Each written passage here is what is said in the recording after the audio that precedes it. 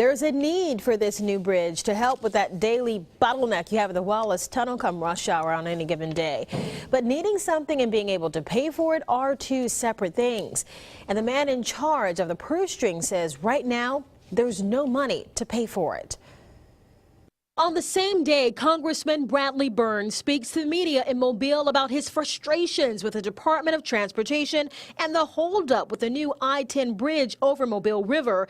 The head of that department paints a rather grim picture for the future of infrastructure across the entire country.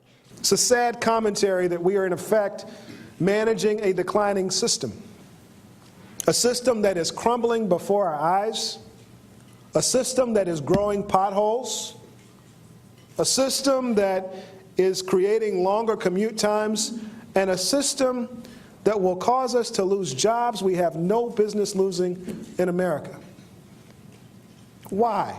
Speaking at the National Press Club luncheon in Washington, D.C., Transportation Secretary Anthony Foxx gives a one-word answer for the nation's underfunded transportation fund, and that's underinvestment. We have 100,000 bridges old enough to qualify for Medicare. For years, Foxx says the transportation program has been spending more money than it takes in. This year, the Congressional Budget Office estimates the Transportation Department will disperse $45 billion while only collecting $33 billion for its Highway Trust Fund. What I am saying, in effect, is that America needs more than just an incremental adjustment. We need a transportation reset, and it's got to be big. While Burns says he'll continue to push the federal government on the I-10 bridge, Secretary Foxx says first, it's up to Congress to pass a long-term funding plan for the nation's infrastructure. And as of right now, Congress has no solution. So then what does that mean for the $700 million to $1 billion I-10 bridge? Mobile County Commissioner Merceria Ludgood says commuters need to put the brakes on in terms of their expectations.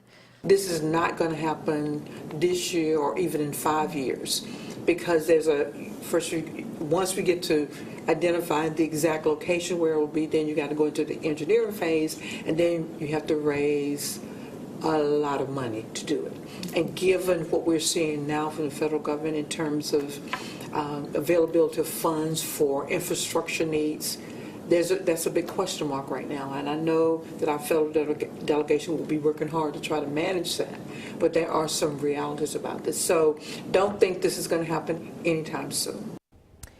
And despite the studies and plans, it doesn't look like anyone really knows where the funding for the I-10 bridge is going to come from. Until then, one thing is certain: we're going to be stuck in traffic while the politicians figure it out. All this talk about a new